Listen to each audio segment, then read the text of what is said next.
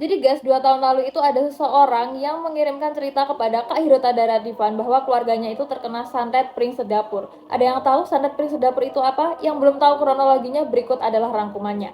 Dan disclaimer ya guys, ini hanya sebuah rangkuman aja dan cerita ini aku ambil dari channel Kak Hirota Daradivan. Jadi kalian jangan lupa subscribe dari channel Kak Hirota Daradivan karena di sana ceritanya bagus-bagus banget.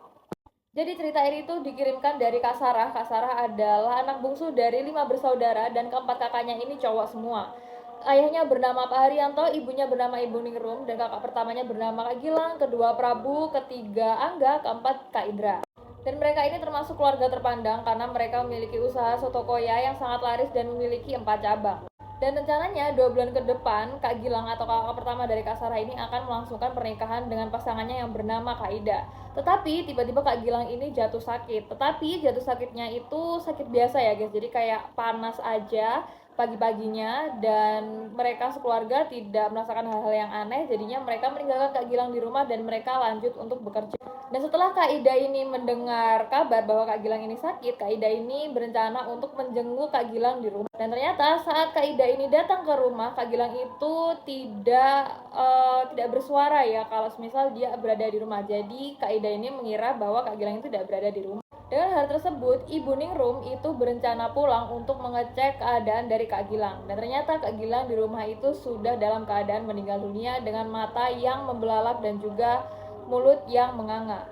Dan setelah kejadian itu, 3 bulan setelahnya, Kak Prabu atau kakak kedua dari Kak Sarah ini jatuh sakit juga. Tetapi sakitnya ini sedikit aneh guys, karena Kak Prabu ini tiba-tiba batuk-batuk dan ternyata Kak Prabu ini memutahkan sebuah rambut yang berada di tenggorokannya. Dan setelah memutahkannya itu, rambutnya itu ditarik pelan-pelan dan di dalamnya itu ada darah.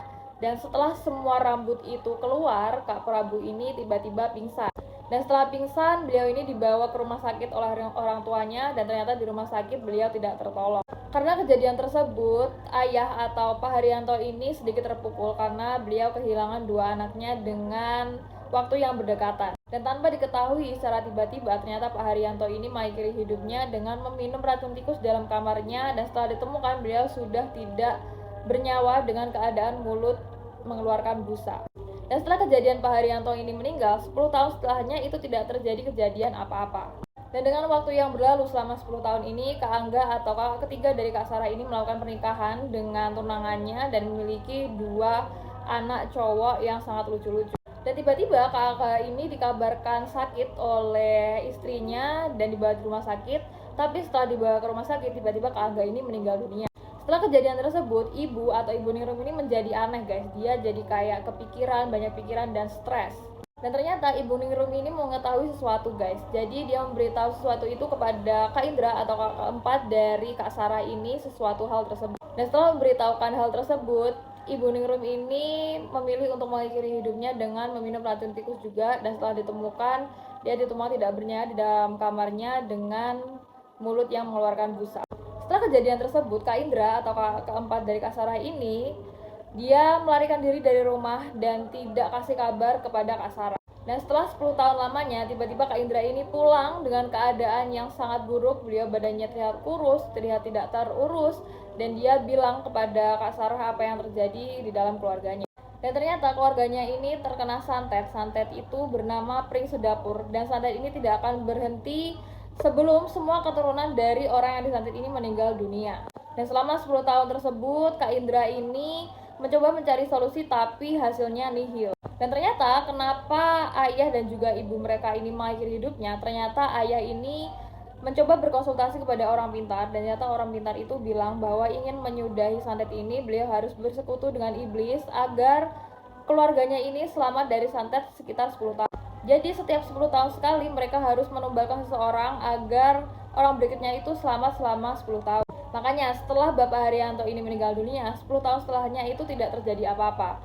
Dan selama 10 tahun itu ibu tidak memberikan tumbal kepada iblis ini. Akhirnya Kak Angga atau ketiga dari Kak Sarah ini meninggal secara tiba-tiba.